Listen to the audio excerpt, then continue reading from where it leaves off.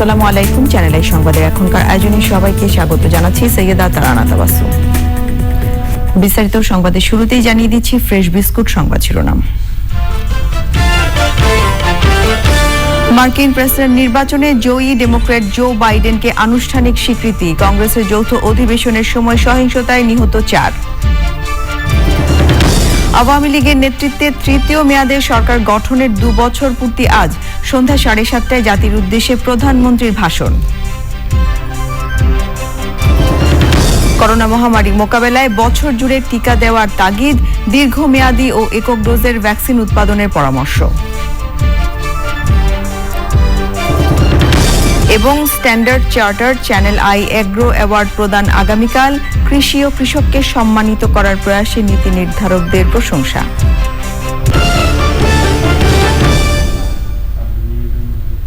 এছাড়া নিটলটা বিশেষ সংবাদে থাকছে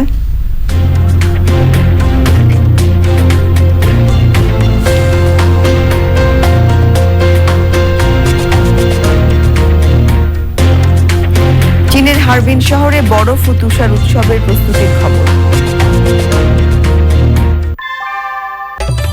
ঘরের চালের স্থায়ী সমাধান আনোয়ার সিমেন্ট শীট, সব সিজনেই ফিট। সংবাদ শিরোনামগুলো জানাচ্ছিলাম। এখনকার সংবাদ আয়োজন একই সঙ্গে চ্যানেল আই অনলাইনে লাইভ টিভি এবং চ্যানেল আই অনলাইনের ভেরিফাইড ফেসবুক পেজে সরাসরি প্রচার হচ্ছে। এবারে পুরো সংবাদ। মার্কিন প্রেসিডেন্ট নির্বাচনে ডেমোক্র্যাট নেতা জো বাইডেনকে আনুষ্ঠানিকভাবে স্বীকৃতি দিয়েছে কংগ্রেস। এর ফলে প্রেসিডেন্ট হিসেবে জো বাইডেন এবং ভাইস প্রেসিডেন্ট হিসেবে কামালা হ্যারিসের শপথ গ্রহণে কোনো বাধা থাকছে না।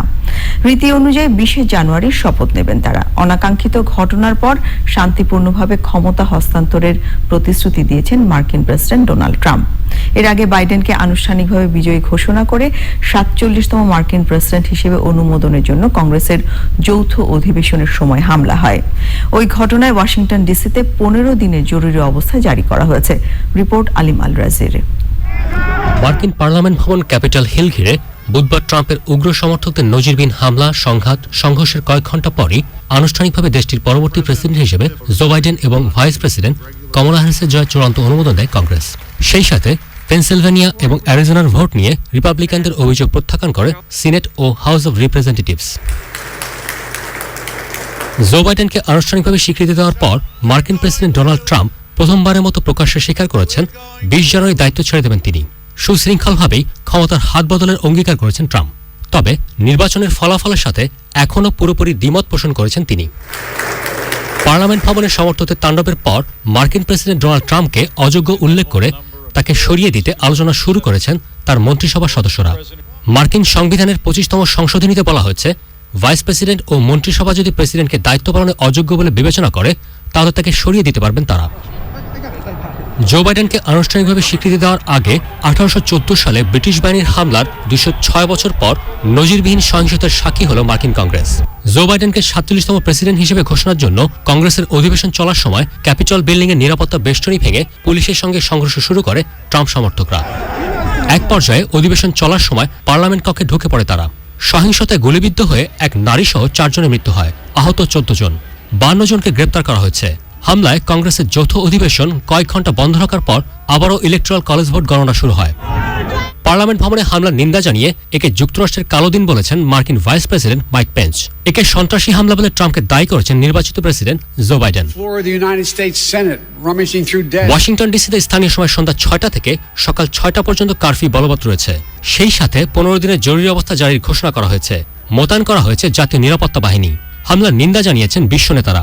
সহিংসতার পর পদত্যাগ করেছেন মার্কিন ফার্স্ট লেডি মেলানিয়া ট্রাম্পের chief of staff Stephanie Grisham, White হাউসের deputy press secretary Sarah Matthews এবং সোশ্যাল সেক্রেটারি রিকি নিকেতা সহ হোয়াইট হাউসের বেশ কয়েকজন কর্মকর্তা। আলিম আল রাজি, চ্যানেল আই। আওয়ামী লীগের নেতৃত্বে তৃতীয় মেয়াদে সরকার গঠনের 2 বছর পূর্তিতে জাতির উদ্দেশ্যে ভাষণ দেবেন প্রধানমন্ত্রী শেখ হাসিনা।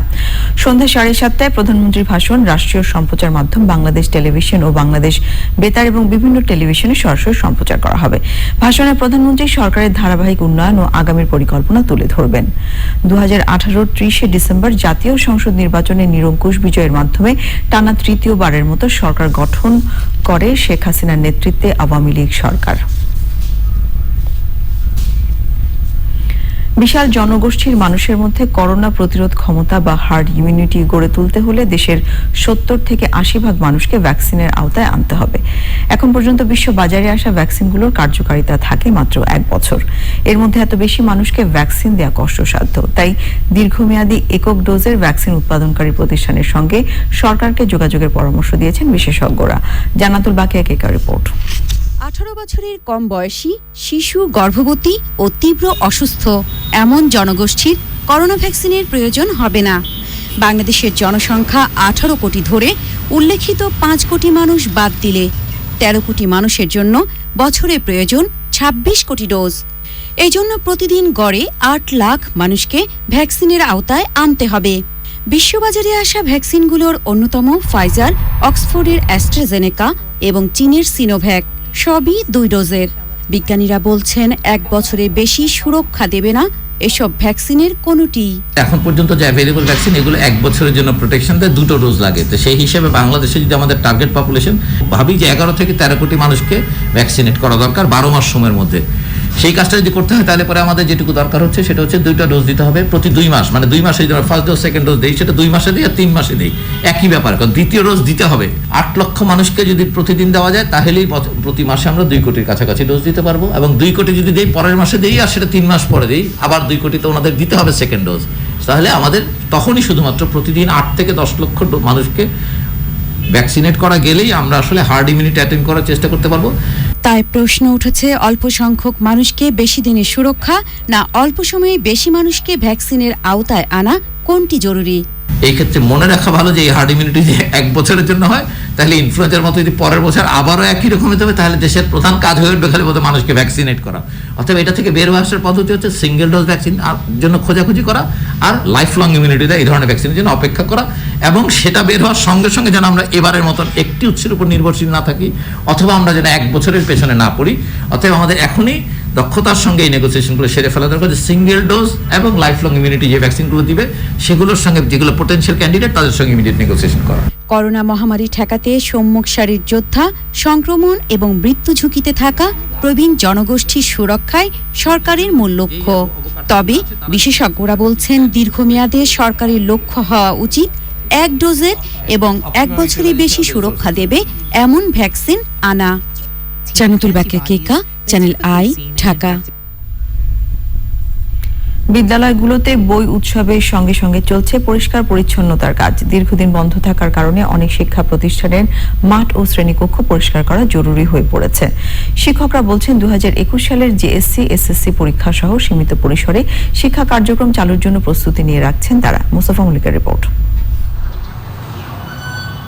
গত বছরের 17ই মার্চ থেকে বন্ধ রয়েছে দেশের সব শিক্ষা প্রতিষ্ঠান। করোনা পরিস্থিতির কারণে বিভিন্ন সময়ে দফায় দফায় ছুটি বাড়িয়েছে সরকার। আগের ঘোষণা অনুযায়ী 16ই জানুয়ারি পর্যন্ত শিক্ষা প্রতিষ্ঠান বন্ধ থাকবে।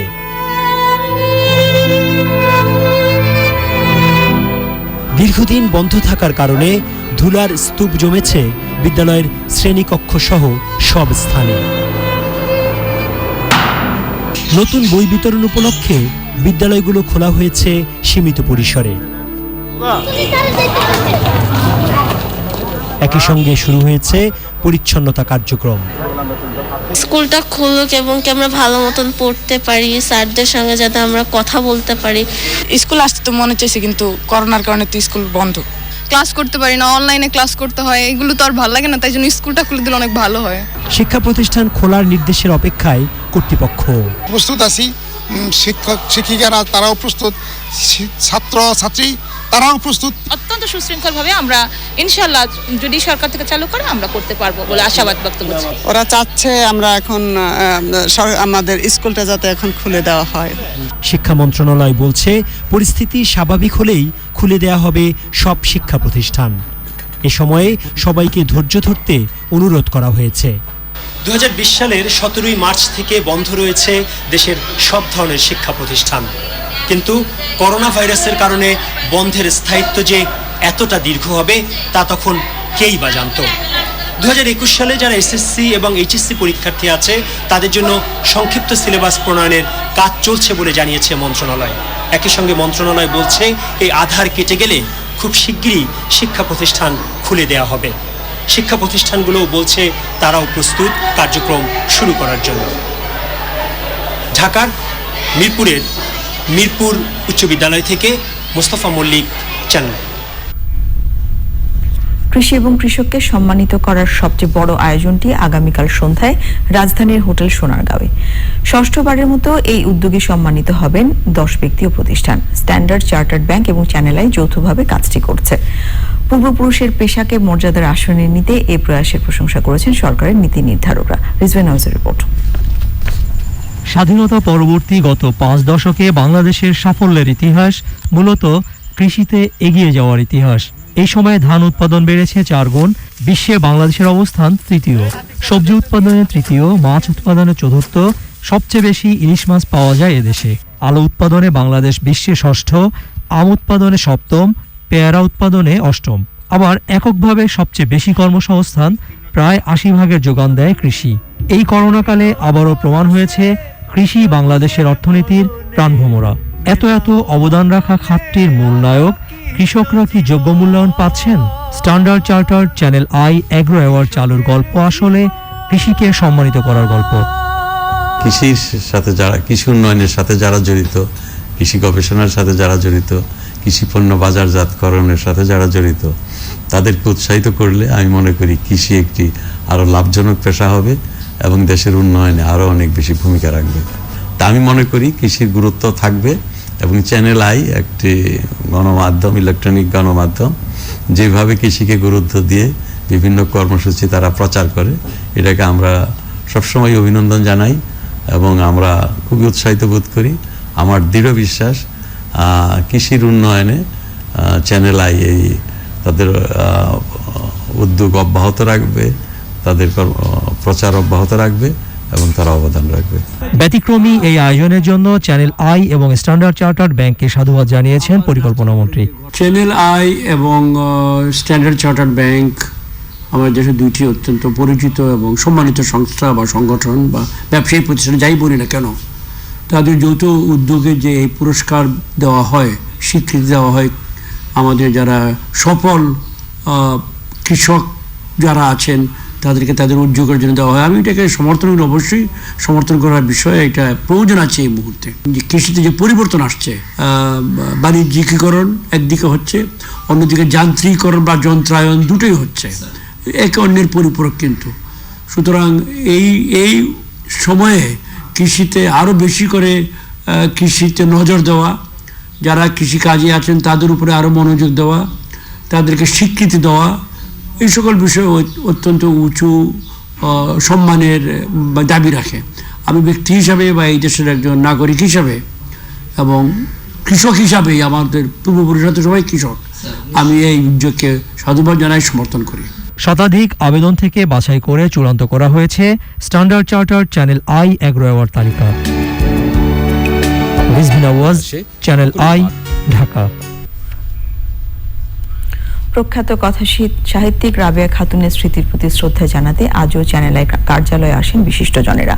তারা বলছেন রাবেয়া খাতুনের অনবদ্য সৃষ্টি তার লেখাগুলোর মধ্য দিয়ে চিন্তা আদর্শ পৌঁছে যাবে প্রজন্মের পর প্রজন্মে। তার লেখা পড়ে সমৃদ্ধ হবেন পাঠকরা। আফরোজা হাসির রিপোর্ট। শোক আর শ্রদ্ধায় প্রখ্যাত কথা সাহিত্যিক রাবেয়া খাতুনকে স্মরণ করছেন বিশিষ্টজনেরা। চ্যানেল আই কার্যালয়ে খোলা শোক বইয়ে লিখছেন সাহিত্যিক ও ব্যক্তি রাবেয়া খাতুনের স্মৃতি বিজড়িত নানা ঘটনা। আমি খুবই স্নেহধন্য, তিনি তার অনেক গল্পের নির্মাণের জন্য আমাকে অনুমতি দিয়েছেন এবং আমি করছি। প্রায় 2 ডজন গল্প আমি তার বানিয়েছি, নাটক, এবং সেগুলো করতে গিয়ে আমি দেখেছি যে গল্পের মধ্যে যে এত বৈচিত্র্য, সত্যি অদ্ভুত। একদিকে তার সাহিত্যিক পরিচয়, আরেকদিকে তার সংগ্রামী পরিচয়, আরেকদিকে তার অপরিসীম অপত্য স্নেহ, এই সব কিছু মিলে খালাম্মার একটা অনন্য সাধারণ ব্যক্তিত্ব তাকে সবার কাছে অত্যন্ত জনপ্রিয় করে তুলেছিল। উনি আমাদের মাঝে নেই, তারপরেও আমাদের মাঝে আছে। ওনার বহু গল্পের ওপর আমি কাজ করছি, বহু নাটকে আমি কাজ করছি। খুব শান্ত স্বভাবের একজন মানুষ ছিল, খুব ভালো মনের একজন মানুষ ছিল, মৃদুভাষী, কথাবার্তা কম বলতেন, সবসময় হাস্যোজ্জ্বল থাকতেন। রাবেয়া খাতুনের অনবদ্য সৃষ্টি, তার লেখা আগামী প্রজন্মকে দিক নির্দেশনা দিবে বলে মনে করছেন বিশিষ্টজনেরা। নারী পুরুষের ঊর্ধ্বে তিনি অবস্থান করেছেন, ফলে তিনি নারী পুরুষ উভয়ের জন্যই আদর্শের একটি জায়গায় বাংলাদেশকে প্রতিষ্ঠা করেছেন, বিশেষ করে সাহিত্যের ক্ষেত্রে। ইচ্ছা ছিল যে ওনাকে আমরা ইব্রাহিম গোল্ড মেডেল দেব, এবং আমাদের এক্সিকিউটিভ কমিটি তো সিলেক্ট হয়েছিল, ওনাকে দেওয়া হবে, নমিনেশন করা হয়েছিল, কিন্তু সেই গোল্ড মেডেল তো আমরা দেব, কিন্তু ওনাকে আমাদের নিজ হাতে উঠিয়ে দিতে পারলাম না। দেশ প্রেম সৃষ্টি করার জন্য তিনি লিখেছেন, এবং বিশেষ করে শিশুদের জন্য, যুবকদের জন্য, আমাদের রাজনীতিদের জন্য তার নির্দেশনা ছিল এই কথার মধ্যে, এই লেখার মাধ্যমে। বাংলা সাহিত্যের উজ্জ্বল এই নক্ষত্রে রেখে যাওয়া অমূল্য স্মৃতির সংরক্ষণের পরামর্শও তাদের। আফরোজা হাসি, চ্যানেল আই। এবারে ইস্পাহানি ভ্যাকসিন সংবাদ অগ্রগতি।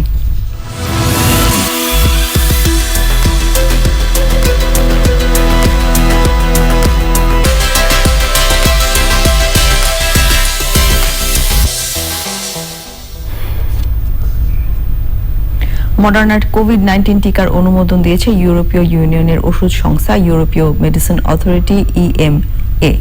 সংস্থাটির নির্বাহী পরিচালক এমার কুক বলেছেন, বর্তমান জরুরি পরিস্থিতি জয় করতে এই টিকা আরেকটি হাতিয়ার হিসেবে কাজ করবে।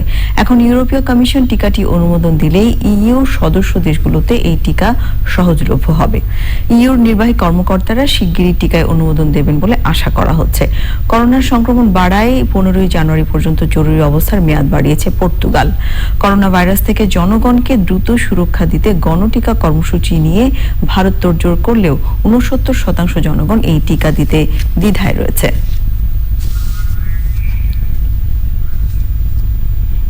এবার নিয়ে নিচ্ছি অশোক লীলান্দ ফটোস বিরতির পর যা থাকছে।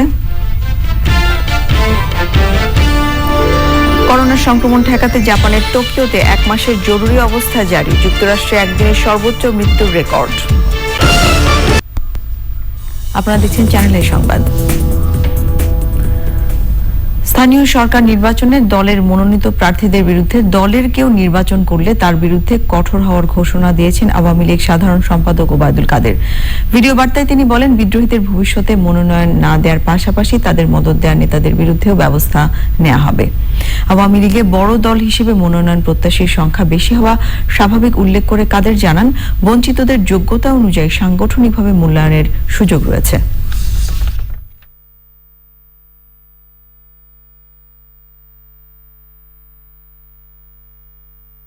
যারা দলীয় প্রতীক নৌকার বিরুদ্ধে প্রার্থী হয়েছেন বা নির্বাচন করেছেন, তাদের বর্তমান এবং ভবিষ্যতে আওয়ামী লীগের মনোনয়ন পাওয়ার সুযোগ থাকবে না। মনোনয়ন বঞ্চিত হলেও একজন যোগ্য ত্যাগী নেতাকে সাংগঠনিক বা অন্য পর্যায়ে মূল্যায়নের সুযোগ রয়েছে। এ সকল সংগঠন বিরোধী কর্মকাণ্ড ক্ষমার অযোগ্য অপরাধ হিসেবে বিবেচিত হবে।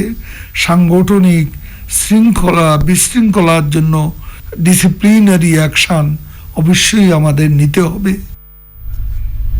তথ্যমন্ত্রী ডক্টর হাসান মাহমুদ বলেছেন, করোনা ভ্যাকসিন নিয়ে যে ধূম্রজাল সৃষ্টি হয়েছিল তা কেটে গেছে। চুক্তি অনুযায়ী যথাসময়ে ভ্যাকসিন পাবে বাংলাদেশ। সচিবালয়ে সরকারের দ্বিতীয় বর্ষপূর্তি নিয়ে সাংবাদিকদের সাথে মতবিনিময় করেন তথ্যমন্ত্রী। 10 জানুয়ারি বঙ্গবন্ধুর স্বদেশ প্রত্যাবর্তন দিবসে বিএনপির ডাকা বিক্ষোভ কর্মসূচির সমালোচনা করে মন্ত্রী বলেন, বিএনপি এদেশের স্বাধীনতা ও সার্বভৌমত্বময় বিশ্বাস করে না। স্বাধীনতা সার্বভৌমত্বে বিশ্বাস আদৌ কতটুকু করে সেটি নিয়ে যে জনগণের প্রশ্ন আছে, সেই প্রশ্নের উত্তর তারা দিয়েছেন। 10 জানুয়ারি তারা বিক্ষোভ কর্মসূচি ঘোষণা করে। তারা বিক্ষোভ কর্মসূচি অন্যদিন করতে পারতেন, তারা 9 জানুয়ারি করতে পারতেন, 11 জানুয়ারি করতে পারতেন। আমাদের স্বাধীনতা 10 জানুয়ারি প্রকৃতপক্ষে পূর্ণতা পেয়েছিল। 16 ডিসেম্বর বাংলাদেশ স্বাধীনতা অর্জন করলেও বঙ্গবন্ধু দেশে ফিরে না আসা পর্যন্ত আমাদের স্বাধীনতা পূর্ণতা পায়নি। পলাতক আসামিদের বক্তব্য গণমাধ্যমে প্রচারের উপর নিষেধাজ্ঞা দিয়ে হাইকোর্টের পূর্ণাঙ্গ আদেশ হয়েছে। একই সঙ্গে সম্প্রতি একটি বেসরকারি টেলিভিশনের অনুষ্ঠানে পলাতক PK হালদারের বক্তব্য সংক্রান্ত ভিডিও আগামী রোববার জমা দিতে নির্দেশ দিয়েছেন হাইকোর্ট।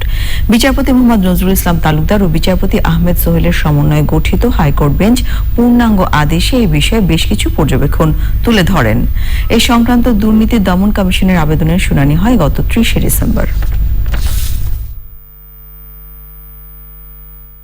রোববারে আমরা দেখে আদালত অবশ্যই যা যথাযথ ব্যবস্থা নেবেন আনটিল ফার্দার অর্ডার অথবা সুমোটুডুর নিষ্পত্তি না হওয়া পর্যন্ত যে পলাতক কোনো আসামির উনি সাজাপ্রাপ্ত হতে পারে, সাজাপ্রাপ্ত নাও হতে পারে, কোনো আসামির টকশো প্রচার করা যাবে না। যেই মামলাটা বিচারাধীন থাকবে, আপনি হাইকোর্টে বিচার থাকলো, নিচের কোর্টে পেন্ডিং থাকলো, বিচারাধীন বিষয়ে কোনো কিছু বলার এখতিয়ার কতটুকু আছে সেটাও এই রুলে ডিটারমিন হবে। এবারে সামিট আন্তর্জাতিক সংবাদ।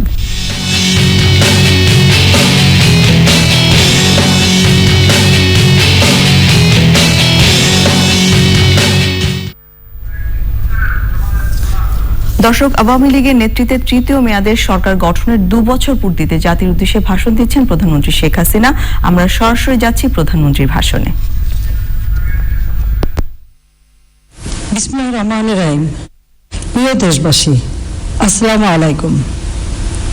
বাংলাদেশের উন্নয়ন অভিযাত্রার এক গুরুত্বপূর্ণ সন্ধিক্ষণে এবং বৈশ্বিক মহামারীর অস্বাভাবিক পরিস্থিতিতে আপনাদের সামনে হাজির হয়েছি। 2 বছর পূর্বে আজকের এই দিনে তৃতীয় মেয়াদে সরকার পরিচালনার যে গুরু দায়িত্ব আপনারা আমার উপর অর্পণ করেছিলেন, সেটিকে পবিত্র আমানত হিসেবে গ্রহণ করে আমরা সরকার পরিচালনার 3য় বছর শুরু করতে যাচ্ছি। আমার পরম সৌভাগ্য যে আপনাদের সকলের সঙ্গে জাতির পিতা বঙ্গবন্ধু শেখ মুজিবুর রহমানের জন্মশতবার্ষিকী পালন করতে পারছি এবং মহান স্বাধীনতার সুবর্ণ জয়ন্তীর দ্বারপ্রান্তে উপনীত হয়েছি। এই শুভ মুহূর্তে আমি দেশ ও দেশের বাইরে অবস্থানরত বাংলাদেশের সকল নাগরিককে অভিনন্দন জানাচ্ছি এবং একই সঙ্গে খ্রিস্টীয় 2021-এর শুভেচ্ছা জানাচ্ছি। আমি গভীর শ্রদ্ধার সঙ্গে স্মরণ করছি সর্বকালের সর্বশ্রেষ্ঠ বাঙালি জাতির পিতা বঙ্গবন্ধু শেখ মুজিবুর রহমানকে। স্মরণ করছি জাতীয় নেতা সৈয়দ নজরুল ইসলাম, তাজউদ্দিন আহমেদ, ক্যাপ্টেন M মানসুর আলী এবং AHM কামরুজ্জামানকে। শ্রদ্ধা জানাচ্ছি 30 লাখ শহীদ এবং 2 লাখ নির্যাতিত মা বোনের প্রতি, বীর মুক্তিযোদ্ধাদের প্রতি আমার সশ্রদ্ধ সালাম। আমি গভীর বেদনার সঙ্গে স্মরণ করছি 1975 সালের 15ই আগস্ট ঘাতকদের হাতে নিহত আমার মা বেগম ফজিলাতুন্নেসা মুজিব, 3 ভাই মুক্তিযোদ্ধা ক্যাপ্টেন শেখ কামাল, মুক্তিযোদ্ধা লেফটেন্যান্ট শেখ জামাল এবং 10 বছরের শেখ রাসেল, কামাল ও জামালের নবপরিণীত বধূ সুলতানা কামাল ও রজি জামাল, আমার চাচা মুক্তিযোদ্ধা শেখ আবু নাসের, মুক্তিযোদ্ধা যুবনেতা শেখ ফজলুল হক মনি, মুক্তিযোদ্ধা কৃষিমন্ত্রী আব্দুর রাব সানিয়াবাদ, ব্রিগেডিয়ার জামিল এবং পুলিশের ASI সিদ্দিকুর রহমান সহ সেই রাতের সকল শহীদকে।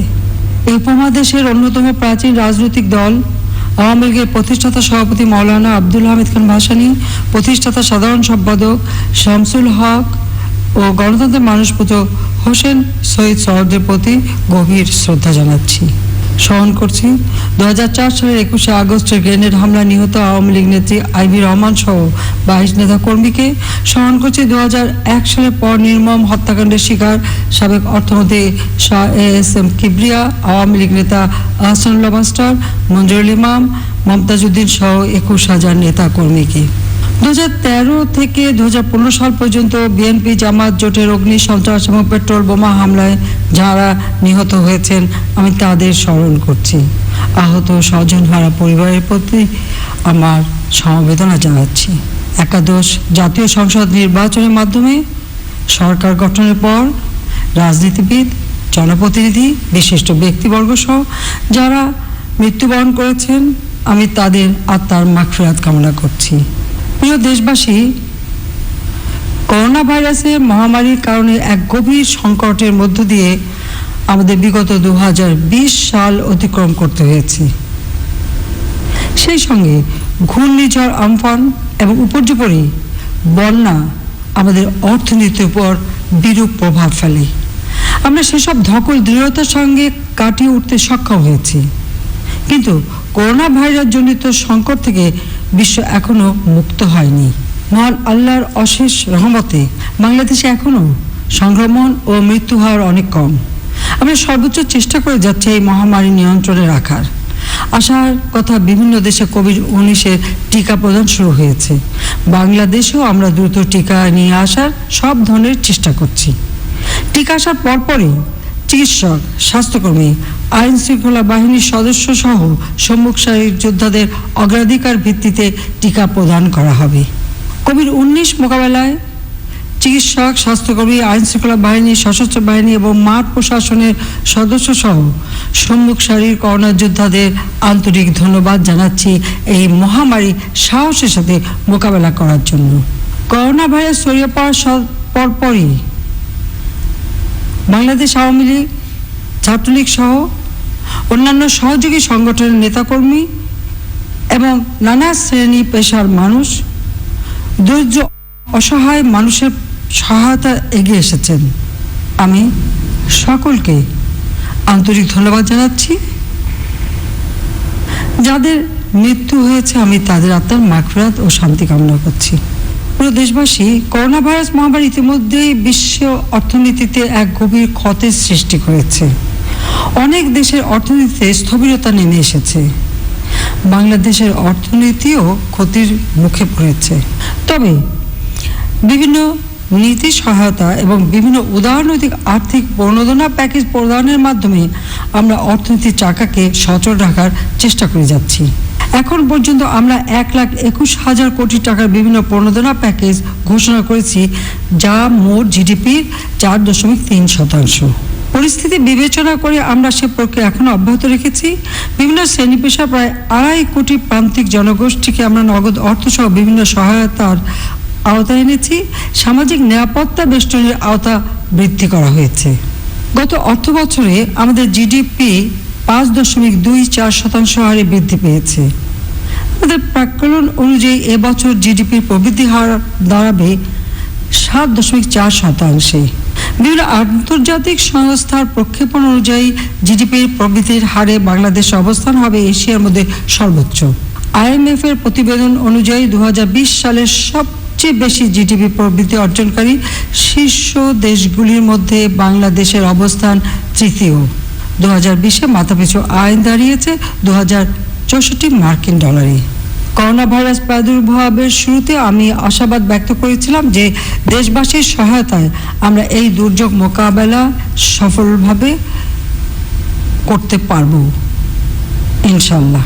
আমি অত্যন্ত আনন্দিত যে দেশবাসী এই দুঃসময় আমার এবং আমার সরকারের পাশে ছিলেন এবং আপনারা আমাদের এই দুর্যোগ মোকাবেলায় সর্বাত্মক সহযোগিতা দিয়েছেন। এই ধরনের যে কোনো পরিস্থিতি মোকাবেলায় ভবিষ্যতেও আপনাদের পাশে পাবো এই আশাবাদ ব্যক্ত করছি। প্রিয় দেশবাসী, জাতির পিতা বঙ্গবন্ধু শেখ মুজিবুর রহমানের নেতৃত্বে 24 বছরের রাজনৈতিক সংগ্রাম এবং মুক্তিযুদ্ধের মাধ্যমে আমরা পেয়েছি স্বাধীন সার্বভৌম বাংলাদেশ, একটি জাতিরাষ্ট্র। আমরা স্বাধীনতার 50 বছরে পদার্পণ করতে যাচ্ছি।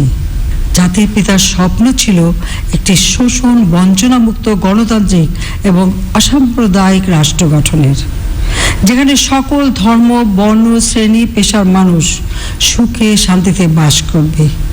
প্রতিটি মানুষ অন্ন, বস্ত্র, বাসস্থান, চিকিৎসার সুযোগ পাবে।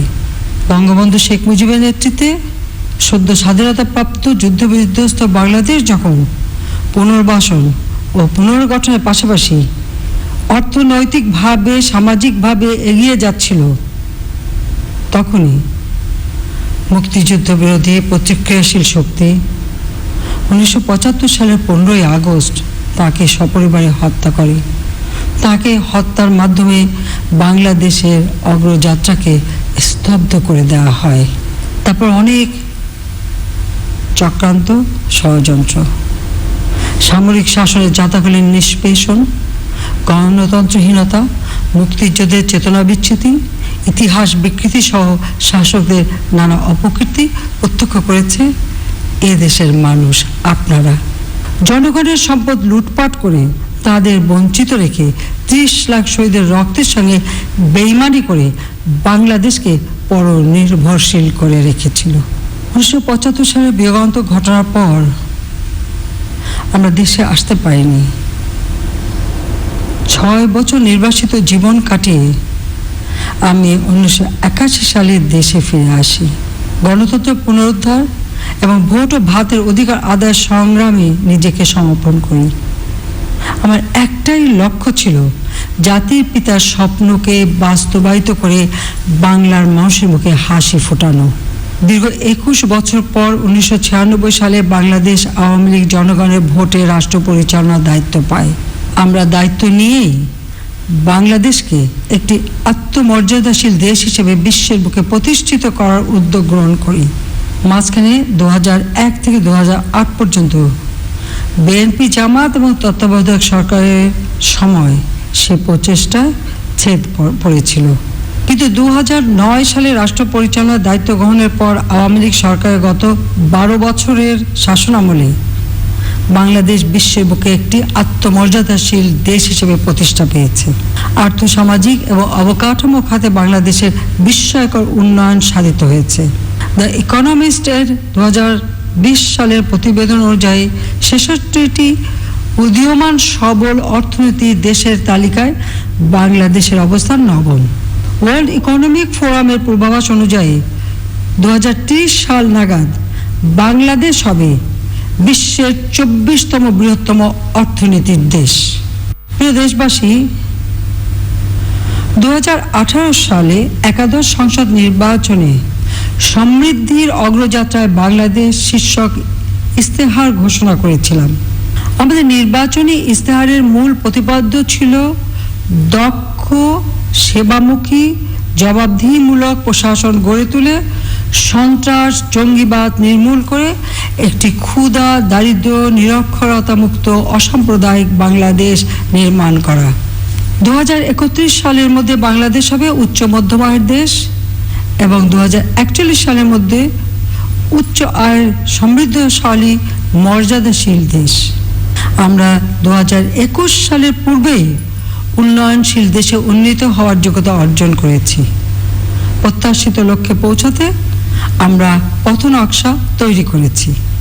রূপকল্প 2041-এর কৌশলগত দলিল হিসেবে দ্বিতীয় প্রেক্ষিত পরিকল্পনা 2021-2041 প্রণয়ন করা হয়েছে। গত সপ্তাহে 2020-2025 মেয়াদী অষ্টম পঞ্চবার্ষিক পরিকল্পনা অনুমোদিত হয়েছে, যা বাস্তবায়নে প্রাক্কলিত ব্যয় ধরা হয়েছে 64,95,980 কোটি টাকা। এ মেয়াদে 1,16,70,000 কর্মসংস্থানের সুযোগ সৃষ্টি হবে। অষ্টম পঞ্চবার্ষিক পরিকল্পনা বাস্তবায়ন শেষে দারিদ্র্যের হার 15.6% এবং চরম দারিদ্র্যের হার 7.4% নেমে আসবে। শেষ বছর 2025 সালে জিডিপি প্রবৃদ্ধির হার দাঁড়াবে 8.51%। অষ্টম পঞ্চবার্ষিকী পরিকল্পনার পাশাপাশি প্রধানমন্ত্রীর 10টি উদ্যোগ বাস্তবায়ন অব্যাহত থাকবে, যা দারিদ্র্য বিমোচনে সহায়ক হবে। জলবায়ুর পরিবর্তনের ঘাত প্রতিঘাত মোকাবেলা করে কাঙ্ক্ষিত উন্নয়ন নিশ্চিত করার জন্য এর আগে আমরা বাংলাদেশ বদ্বীপ পরিকল্পনা 2100 শীর্ষক পরিকল্পনা গ্রহণ করেছি। করোনা ভাইরাসের মহামারী সত্ত্বেও আমাদের অর্থনীতি সঠিক পথে অগ্রসর হচ্ছে।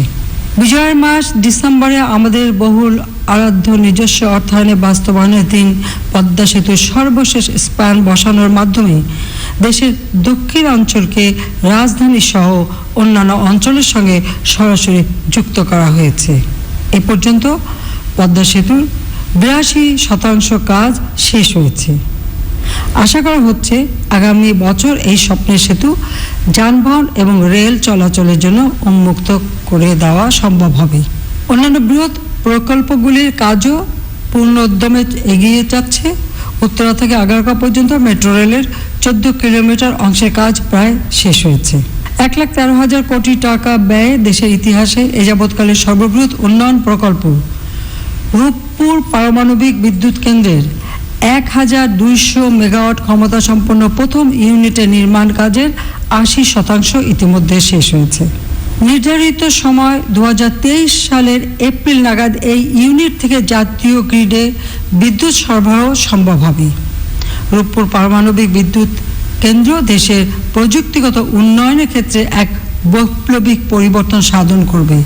চট্টগ্রামে কর্ণফুলী নদীর তলদেশে টানেল নির্মাণের কাজও দ্রুত এগিয়ে যাচ্ছে। ইতিমধ্যে এই টানেলের 62% কাজ সমাপ্ত হয়েছে। প্রিয় দেশবাসী, জনগণের সরকার হিসেবে মানুষের জীবন মান উন্নয়ন করা আমাদের দায়িত্ব এবং কর্তব্য বলেই মনে করি। গত এক যুগে আমরা জনগণের জন্য কি করেছি তা মূল্যায়নের ভার আপনাদের। আমাদের দৈনন্দিন জীবনকে ভীষণভাবে প্রভাবিত করে সেরকম কয়েকটি খাতের কথা সংক্ষেপে তুলে ধরছি। 2009 সালে আমাদের সরকারের দায়িত্ব গ্রহণের পূর্বে বিদ্যুৎ সরবরাহ পরিস্থিতির কথা একবার স্মরণ করুন। কি দুঃসহ পরিস্থিতি ছিল সে সময়।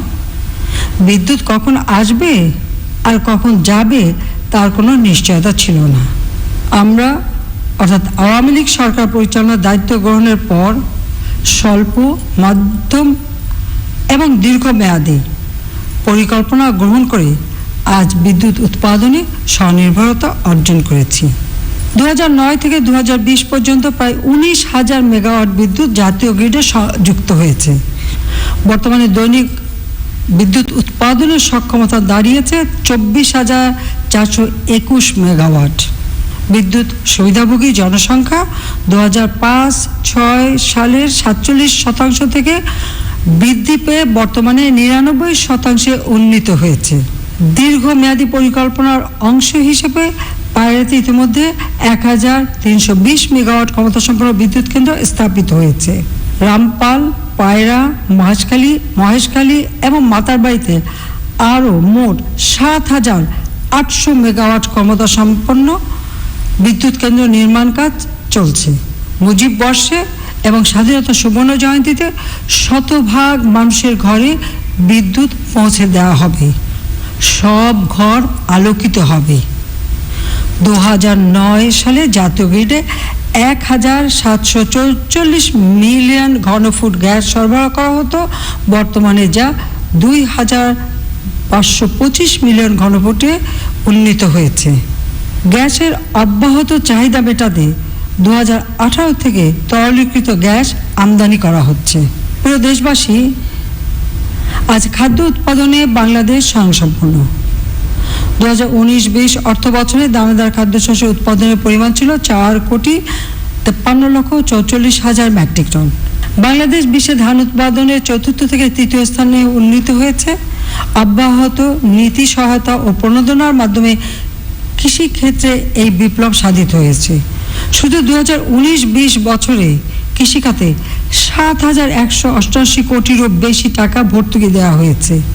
মাছ, মাংস, ডিম, শাকসবজি উৎপাদনেও বাংলাদেশ স্বয়ংসম্পূর্ণ। আভ্যন্তরীণ মুক্ত জলাশয় মাছ উৎপাদন বৃদ্ধির হারে বাংলাদেশ 2য় স্থানে এবং ইলিশ উৎপাদনকারী 11 দেশের মধ্যে বাংলাদেশের অবস্থান প্রথম। প্রিয় দেশবাসী, আমাদের গ্রামগুলি বরাবরই উন্নয়ন ভাবনার বাইরে ছিল। আমরাই প্রথম গ্রামোন্নয়নকে উন্নয়নের মূলধারায় সম্পৃক্ত করি। 2018 সালে আমাদের নির্বাচনী ইস্তেহারে বিষয়টি অন্তর্ভুক্ত করে আমার গ্রাম আমার শহর এই প্রতিপাদ্য সামনে রেখে প্রতিটি গ্রামে আধুনিক নগর সুবিধা সম্প্রসারণের অঙ্গীকার করি। আজ দেশে প্রায় সকল গ্রামে পাকা সড়ক নির্মাণ করা হয়েছে। 2009 থেকে 2020 পর্যন্ত পল্লী এলাকায় 63,655 কিলোমিটার সড়ক উন্নয়ন, 3,76,000 ব্রিজ কালভার্ট, 1,685টি ইউনিয়ন পরিষদ কমপ্লেক্স ভবন, 936টি সাইক্লোন শেল্টার এবং 249টি উপজেলা কমপ্লেক্স ভবন নির্মাণ করা হয়েছে। 2009 থেকে 2020 সালের মধ্যে 453 কিলোমিটার জাতীয় মহাসড়ক 4 বা তদূর্ধ্ব লেনে উন্নীত করা হয়েছে। আরও 661 কিলোমিটার মহাসড়ক 4 বা তদূর্ধ্ব লেনে উন্নীত করার কাজ চলছে। ঢাকা বিমানবন্দর থেকে কুতুবখালী পর্যন্ত 46.7 3 কিলোমিটার এলিভেটেড এক্সপ্রেসওয়ে নির্মাণ কাজ 2023 সাল নাগাদ শেষ হবে।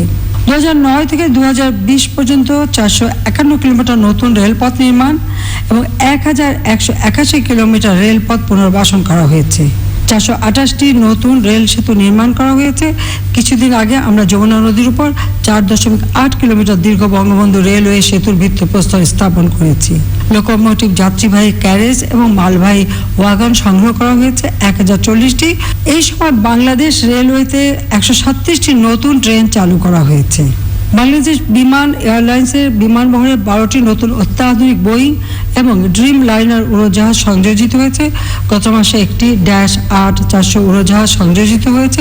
চলতি মাসে আরও 2টি -8-400 উড়োজাহাজ সংযোজিত হবে। সরকারি বেসরকারি মিলিয়ে স্বাস্থ্যখাতে বাংলাদেশের ব্যাপক ইতিবাচক পরিবর্তন সাধিত হয়েছে।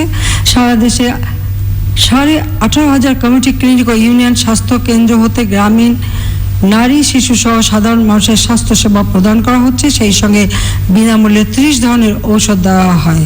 আমাদের স্বাস্থ্যসেবা সম্প্রসারণ এবং গুণগত মানোন্নয়নের ফলে মানুষের গড় আয়ু 2019-20 বছরে 72.6 বছর উন্নীত হয়েছে। 5 বছর বয়সী শিশু মৃত্যুর হার প্রতি 1028 ও অনূর্ধ্ব 1 বছর বয়সী শিশু মৃত্যু হার 15তে হ্রাস পেয়েছে। মাতৃমৃত্যু হার কমে দাঁড়িয়েছে 165 জনে। প্রিয় দেশবাসী, করোনা ভাইরাস মহামারীর কারণে শিক্ষার্থীদের সুরক্ষার কথা বিবেচনা করে আমাদের শিক্ষা প্রতিষ্ঠানসমূহ বন্ধ রাখতে হচ্ছে। শুধু আমাদের দেশেই নয়, গোটা বিশ্বে একই পরিস্থিতি। তবে শিক্ষা কার্যক্রম বন্ধ নেই। অনলাইনে এবং স্কুল পর্যায়ের জন্য টেলিভিশনের মাধ্যমে শিক্ষা কার্যক্রম চালু রাখা হয়েছে। পরিস্থিতি স্বাভাবিক হওয়ার সঙ্গে সঙ্গেই শিক্ষা প্রতিষ্ঠানসমূহ খুলে দেওয়া হবে।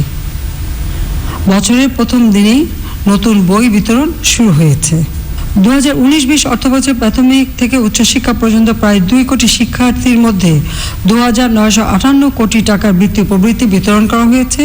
2020 সালে প্রধানমন্ত্রী শিক্ষা সহায়তা ট্রাস্টের আওতায় স্নাতক ও সমমানের শ্রেণীর আরও 2,10,049 জন শিক্ষার্থীর মধ্যে প্রায় 111 কোটি টাকা বিতরণ করা হয়েছে। মুজিব বর্ষ উপলক্ষে 2021 শিক্ষাবর্ষে প্রাথমিক বিদ্যালয়ের ছাত্রছাত্রীদের 1,000 টাকা করে কিট অ্যালাউন্স দেওয়া হবে। এর জন্য 1,400 কোটি টাকা ব্যয় হবে। দেশে 7,624টি এমপিওভুক্ত মাদ্রাসায় 1,48,061 জন শিক্ষক কর্মচারীকে প্রতি মাসে 276 কোটি টাকা বেতন ভাতা দেওয়া হচ্ছে। 2020 সালে নতুন করে 499টি মাদ্রাসা এমপিওভুক্ত করা হয়েছে। 1,519টি ইবতেদায়ী মাদ্রাসার 4,529 জন শিক্ষককে ত্রৈমাসিক 3 কোটি 15 লাখ টাকা অনুদান দেওয়া হচ্ছে। দাওয়ারে হাদিস পর্যায়কে মাস্টার্স সমমান মর্যাদা দেওয়া হয়েছে। সারা দেশে 560টি মডেল মসজিদ এবং ইসলামিক সাংস্কৃতিক কেন্দ্র গড়ে তোলা হচ্ছে। সেখানে ব্যাপক কর্মসংস্থান হবে। করোনা ভাইরাসের এই মহামারীর সময় যখন মানুষের চলাচল সীমিত হয়ে পড়ে, তখন ডিজিটাল প্রযুক্তি যোগাযোগের এবং ব্যবসা বাণিজ্যের একমাত্র মাধ্যম হিসেবে পরিগণিত হয়। আমাদের সরকারের ডিজিটাল বাংলাদেশ প্রতিষ্ঠার সুদূর প্রসারী উদ্যোগ গ্রহণের ফলেই এই ক্রান্তিকালে ডিজিটাল প্রযুক্তি ত্রাতা হিসেবে আবির্ভূত হয়েছে। দেশের 18,334টি সরকারি প্রতিষ্ঠান ও 3,800 ইউনিয়নের ফাইবার অপটিক কেবল স্থাপনের মাধ্যমে ইন্টারনেট সংযোগ দেওয়া হয়েছে। করোনা ভাইরাসের সময় ইন্টারনেট ব্যবহারকারীর সংখ্যা 11 কোটিতে উন্নীত হয়েছে। অনলাইনে ব্যবসা বাণিজ্য এবং লেনদেন সুবিধা গ্রহণ করে সাধারণ মানুষ স্বাভাবিক জীবনযাত্রা অব্যাহত রাখতে সমর্থন হয়েছেন। আমাদের নিজস্ব স্যাটেলাইট বঙ্গবন্ধু 1-এর মাধ্যমে দেশের সবগুলি টেলিভিশন চ্যানেলের অনুষ্ঠান সম্প্রচার ছাড়াও অত্যন্ত 31টি দ্বীপে ইন্টারনেট সেবা প্রদান করা হচ্ছে। কয়েকটি ব্যাংক এবং সেনাবাহিনী স্যাটেলাইট বঙ্গবন্ধু 1-এর সেবা গ্রহণ করছে। সামাজিক নিরাপত্তা বেষ্টনী কর্মসূচির আওতায় 2020-21 অর্থ বছরে বয়স্ক ভাতা, বিধবা ও স্বামী, নিগৃহীতা মহিলা ভাতা, অসচ্ছল প্রতিবন্ধী ভাতা, প্রতিবন্ধী শিক্ষার্থীদের শিক্ষা উপবৃত্তি, চা শ্রমিক, বেদে সম্প্রদায়, তৃতীয় লিঙ্গের জনগোষ্ঠী সহ দুরারোগ্য ব্যক্তিদের চিকিৎসা ইত্যাদি খাতে সর্বমোট 6,520 কোটি 90 লাখ টাকা বরাদ্দ দেওয়া হয়েছে। সর্বমোট উপকারভোগীর সংখ্যা প্রায় 90,50,000। প্রিয় দেশবাসী, বহির্বিশ্বে বাংলাদেশ আজ একটি সমীহের নাম। জাতিসংঘের বিভিন্ন অঙ্গ সংগঠন সহ আন্তর্জাতিক ফোরামে বাংলাদেশের প্রতিনিধিত্ব আজ চোখে পড়ার মতো। সকলের সাথে বন্ধুত্ব, কারো সাথে বৈরিতা নয়। জাতির পিতার পরিণত বৈদেশিক নীতির এই মূল মন্ত্রকে পাথেয় করে আমরা বিশ্বে শান্তি প্রতিষ্ঠায় কাজ করে যাচ্ছি। জাতিসংঘ শান্তিরক্ষী বাহিনীতে এই মুহূর্তে শান্তিরক্ষী প্রদানকারী দেশ হিসেবে বাংলাদেশের অবস্থান শীর্ষে। মিয়ানমার থেকে বিতাড়িত 11 লাখ রোহিঙ্গা জনগোষ্ঠীকে শান্তিপূর্ণভাবে নিজ দেশে ফেরত পাঠানোর সব ধরনের চেষ্টা অব্যাহত রয়েছে। কক্সবাজারের বিভিন্ন ক্যাম্পে তাদের কষ্ট লাঘবের জন্য ভাষাঞ্চলে 1 লাখ মানুষের বসবাসযোগ্য উন্নত মানের অবকাঠামো নির্মাণ করা হয়েছে। সেখানে শুধু স্বইচ্ছায় যেতে ইচ্ছুক রোহিঙ্গা শরণার্থীদের পাঠানো হচ্ছে। আমি আন্তর্জাতিক সম্প্রদায়কে রোহিঙ্গা শরণার্থীদের স্বদেশ প্রত্যাবাসনের বিষয়ে আরও কার্যকর উদ্যোগ গ্রহণের আহ্বান জানাচ্ছি। প্রিয় দেশবাসী, বাংলাদেশ আজ উন্নয়নের মহাসড়কে দুর্বার গতিতে ধাবিত হচ্ছে, তা যেন কোনোভাবেই বাধাগ্রস্ত হতে না পারে, সেদিকে আপনাদের সকলের সজাগ দৃষ্টি রাখতে হবে। উন্নয়নের পথে সকল প্রতিবন্ধকতা দূর করতে আমরা বদ্ধপরিকর। কিছু অসাধু মানুষ নানা কৌশলে জনগণের সম্পদ কুক্ষিগত করার অপচেষ্টায় লিপ্ত থাকে। আমরা দুর্নীতির বিরুদ্ধে কঠোর অবস্থান নিয়েছি। দুর্নীতিবাজ যে দলেরই হোক আর যত শক্তিশালী হোক, তাদের ছাড় দেওয়া হচ্ছে না এবং হবে না। এ ব্যাপারে দুর্নীতি দমন কমিশন স্বাধীনভাবে তাদের দায়িত্ব পালন করছে। আইনের শাসন সমুন্নত রেখে মানুষের নাগরিক এবং গণতান্ত্রিক অধিকার নিশ্চিত করতে যা যা প্রয়োজন আমরা তা করব। আমরা কঠোর হস্তে জঙ্গিবাদের উত্থানকে প্রতিহত করেছি। বাংলাদেশ সাম্প্রদায়িক সম্প্রীতির দেশ। এখানে সকল ধর্ম বর্ণের মানুষ পারস্পরিক সহনশীলতা বজায় রেখে বসবাস করে আসছেন এবং ভবিষ্যতেও করবেন।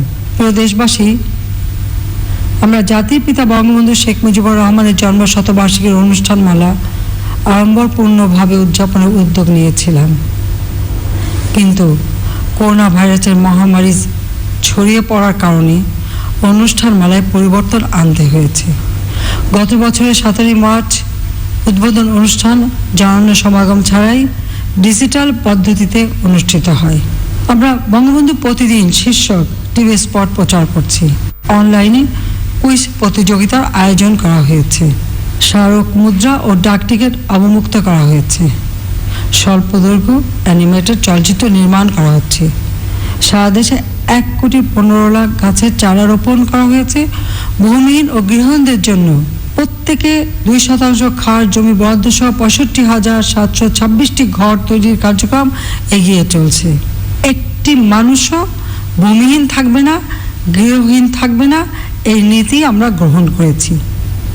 বীর মুক্তিযোদ্ধাদের জন্য 14,000 গৃহ নির্মাণ করে দেওয়া হয়েছে।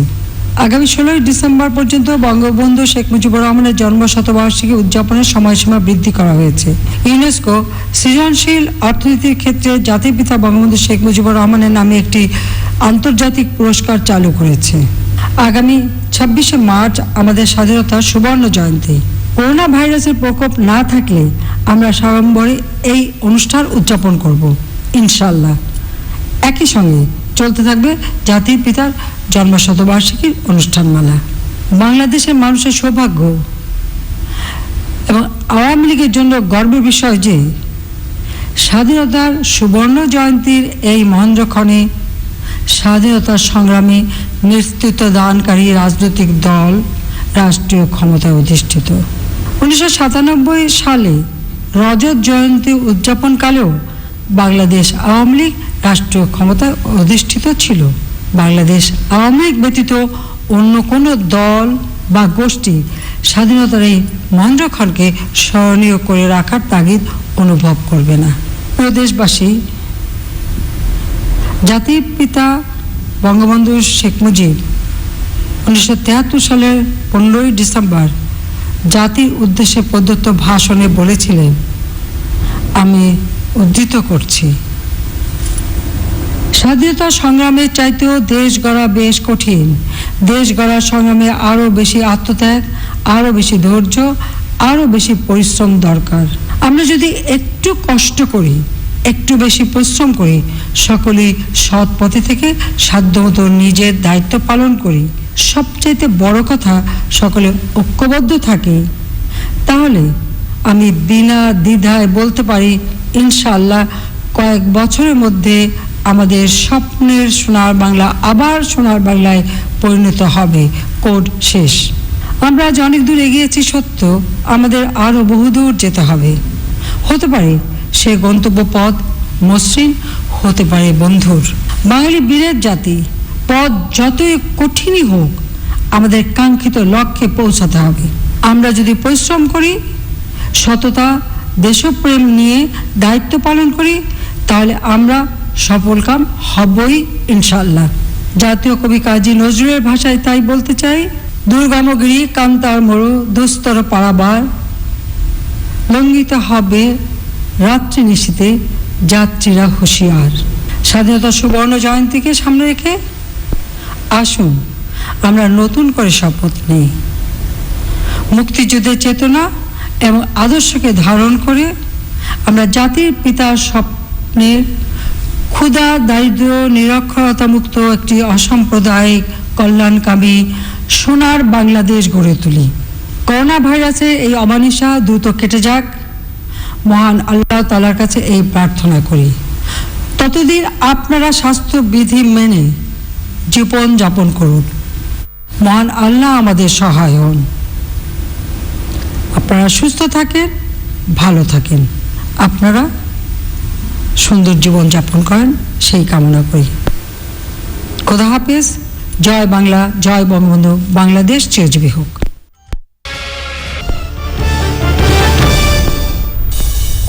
দর্শক, জাতির উদ্দেশ্যে ভাষণ দিচ্ছিলেন প্রধানমন্ত্রী শেখ হাসিনা। এবারে আবারও সংবাদ আয়োজন।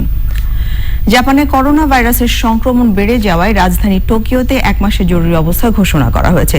রাজধানীর আশপাশের আরও 3 শহরেও 8ই জানুয়ারি থেকে 7ই ফেব্রুয়ারি পর্যন্ত এই জরুরি অবস্থা জারি থাকবে। 15ই জানুয়ারি পর্যন্ত জরুরি অবস্থার মেয়াদ বাড়িয়েছে পর্তুগাল। যুক্তরাষ্ট্রে গত একদিনে 3800 জনের বেশি মৃত্যুর রেকর্ড হয়েছে। এই সময় দেশটিতে করোনায় আক্রান্ত হয়েছে 1,45,000-এর বেশি মানুষ। ডিসেম্বরের পর থেকে ইংল্যান্ডে করোনা শনাক্তের হার 24% বেড়েছে। নতুন ধরনের করোনা ভাইরাস সংক্রমণের উদ্বেগজনক পরিস্থিতি মোকাবেলায় আরও কঠোর বিধিনিষেধ আরোপের নির্দেশনা দিয়েছে বিশ্ব স্বাস্থ্য সংস্থা। বিশ্বে এ পর্যন্ত করোনায় মোট আক্রান্ত 8,77,00,000-এর বেশি, মোট মৃত্যু 18,93,000 ছাড়িয়েছে, আর সুস্থ হয়েছেন 6,32,00,000-এর বেশি মানুষ। এবারে নিটোল টাটা বিশেষ সংবাদ।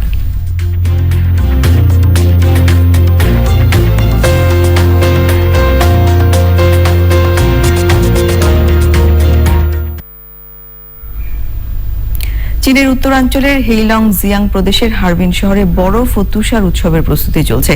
37তম এই হারবিন উৎসবকে ঘিরে বরফ দিয়ে বানানো হচ্ছে বিশালাকার প্রাসাদ, বাষ্পচালিত ট্রেন ও স্থাপত্য জাদুঘর সহ অন্যান্য ভাস্কর্য। এবার করোনার কারণে কিছুটা বিলম্বিত হলেও এই উৎসব হবে বলে প্রত্যাশা করেন আয়োজকরা। প্রতি বছর বরফের তৈরি বিভিন্ন স্থাপনায় বর্ণিল আলোকসজ্জা ও প্রদর্শনীতে মুগ্ধ হয় দর্শনার্থীরা। হাড় কাঁপানো শীতে ঠান্ডা পানিতে সাঁতার প্রতিযোগিতাও উপভোগ করেন তারা। জানুয়ারি থেকে ফেব্রুয়ারি শেষ পর্যন্ত উৎসব চলে। এবারে জাস অর্গানিক কৃষি সংবাদ।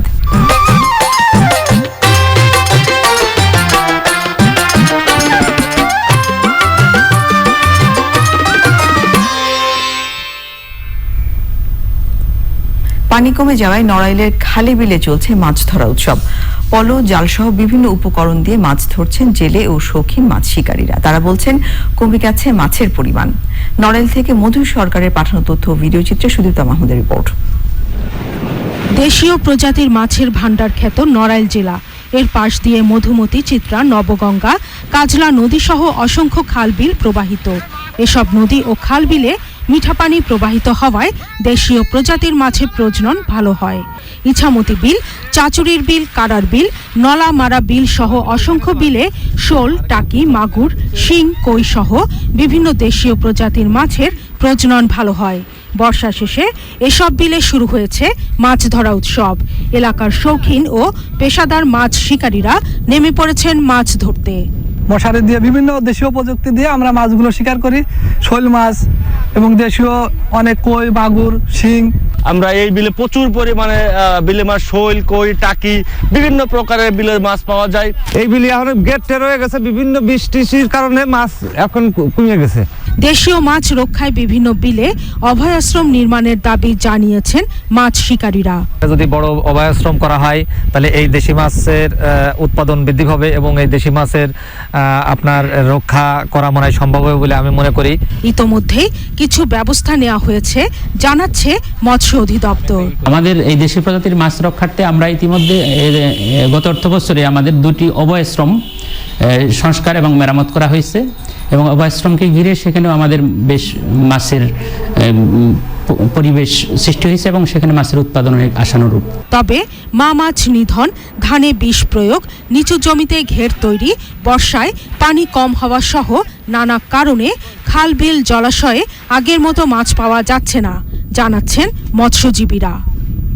Sudipta Mahmud, channel I. এখন দেখবেন প্রকৃতি সংবাদ।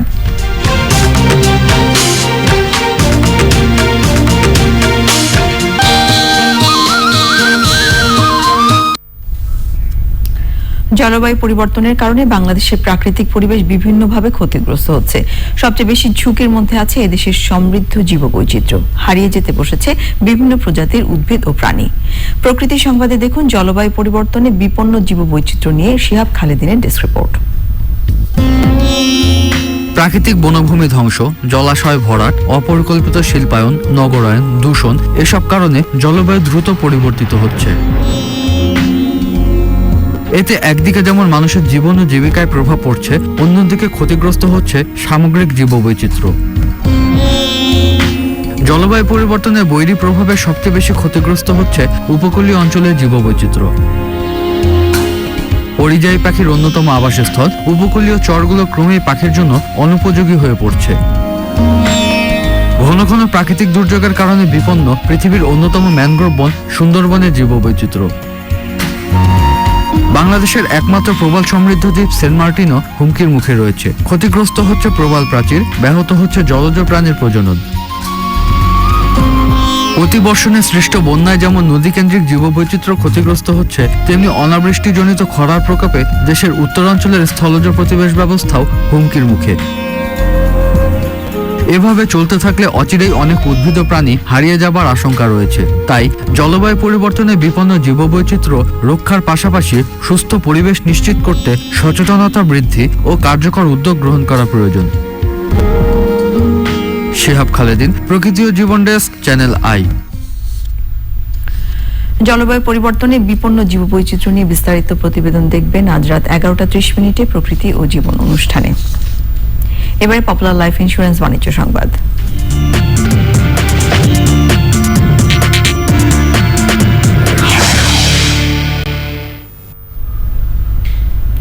সপ্তাহের শেষ কার্যদিবসে ঢাকা স্টক এক্সচেঞ্জে লেনদেনে নিম্নমুখী প্রবণতা দেখা গেছে। আগের কার্যদিবসের চেয়ে ডিএসসিএক্স সূচক 18 পয়েন্ট কমে 5621 পয়েন্টে দাঁড়িয়েছে। তবে বেড়েছে বেশিরভাগ কোম্পানির শেয়ারের দাম। হাতবদল হয়েছে 362টি কোম্পানির 1708 কোটি 10 লাখ টাকার শেয়ার ও মিউচুয়াল ফান্ড, যা আগের কার্যদিবসের চেয়ে 130 কোটি 64 লাখ টাকা বেশি। এর মধ্যে দাম বেড়েছে 181টির, কমেছে 121টির এবং অপরিবর্তিত রয়েছে 60টি কোম্পানির শেয়ারের দাম।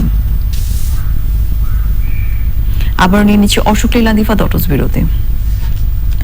বিরতির পর্যায়ে থাকছে আবাহনী লিমিটেডকে হারিয়ে ফেডারেশন কাপ ফুটবলের ফাইনালে গত আসরে চ্যাম্পিয়ন বসুন্ধরা কিংস। রোববার বসুন্ধরা সাই স্পোর্টিং এর ফাইনাল। আপনারা দেখছেন চ্যানেল আই সংবাদ। 1 জুলাই থেকে নতুন করে আসা সব অবৈধ মোবাইল হ্যান্ডসেট বন্ধের প্রক্রিয়া শুরু হবে বলে জানিয়েছেন বিটিআরসির চেয়ারম্যান শ্যামসুন্দর শিকদার। তবে গ্রাহক ভোগান্তি বিবেচনায় বর্তমানে যেগুলো চালু আছে সেগুলো সচল থাকবে বলেও জানান তিনি। সাংবাদিকদের সাথে মতবিনিময়ে তিনি বলেন, দেশে বর্তমানে সেবা দানকারী মোবাইল অপারেটরদের নেটওয়ার্কের মান খুবই খারাপ। সেবার মান উন্নয়নের চেষ্টা চলছে বলে মন্তব্য করেন তিনি। আমরা অনিয়মকে রেগুলেট করব, বাট বিজনেস সেক্টরকে ফ্যাসিলিটি ফ্যাসিলিটি দেব, ফ্যাসিলিটেট করব এবং নিয়মের মধ্য দিয়ে সব কিছু চলবে। এবং এভাবেই আমরা চলতে চলতে একসময় আমরা বিশ্বের যে উন্নত দেশগুলো আছে, ডিজিটালি যারা ডেভেলপড, ডিজিটালি যারা আমাদের চাইতে অনেক রিচ, তাদের কাতারে যাওয়ার চেষ্টা করব। পাট বীজ উৎপাদনে স্বয়ং সম্পূর্ণতা বাড়াতে সমন্বিত উদ্যোগ গ্রহণের তাগিদ দিয়েছেন কৃষিমন্ত্রী ডক্টর আব্দুর রাজ্জাক। কৃষি মন্ত্রণালয় উচ্চ ফলনশীল পাট বীজ উৎপাদনে স্বয়ং সম্পূর্ণতা অর্জনের রোডম্যাপ বাস্তবায়ন শীর্ষক আলোচনায় কৃষিমন্ত্রী বলেন, অন্যের উপর নির্ভরশীল না থেকে নিজেরাই পাট বীজ উৎপাদনে চেষ্টা চালিয়ে যেতে হবে। পাট চাষের উপর গুরুত্ব আরোপ করে কৃষিমন্ত্রী বলেন, আগামী 3 বছরের মধ্যে উচ্চ ফলনশীল পাট বীজ উৎপাদন ও মজুত করা গেলে এদেশের কৃষকদের আর অন্য দেশের দিকে তাকিয়ে থাকতে হবে না।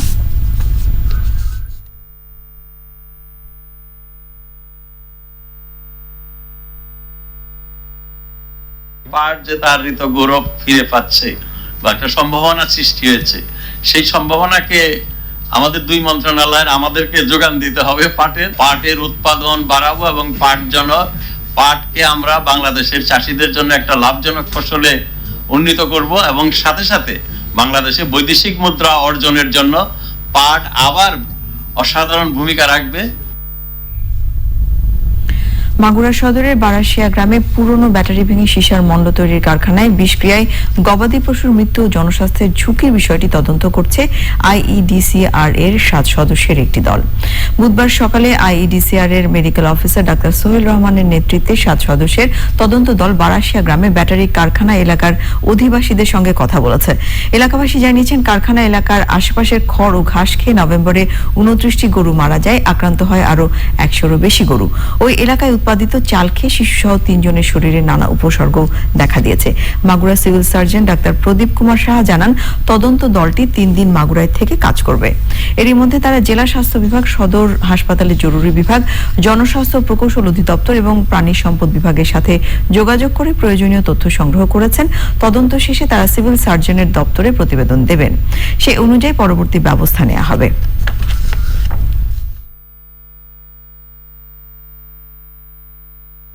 অবৈধ ব্যাটারি ফ্যাক্টরি থেকে নিঃসৃত সীসা পরিবেশ এবং গবাদি পশুর ক্ষতি করার পাশাপাশি এটা মানব স্বাস্থ্যের জন্য ক্ষতিকর হবে এই বিবেচনা করে আমি আইডিসিআর এর সাথে যোগাযোগ করি এবং আইডিসিআর একটা 7 সদস্য বিশিষ্ট এপিডেমিওলজিক্যাল সার্ভে টিম বারাসিয়া গ্রামে চলে গেছে এবং ওনারা তদন্ত করে এবং বিভিন্ন স্যাম্পল কালেকশন করে এবং ওনাদের মতো করে ওনারা ওখানে তদন্ত করে দেখবে যে এই সীসাটা মানব স্বাস্থ্যের জন্য কতটুকু ক্ষতিকর প্রভাব বিস্তার করেছে।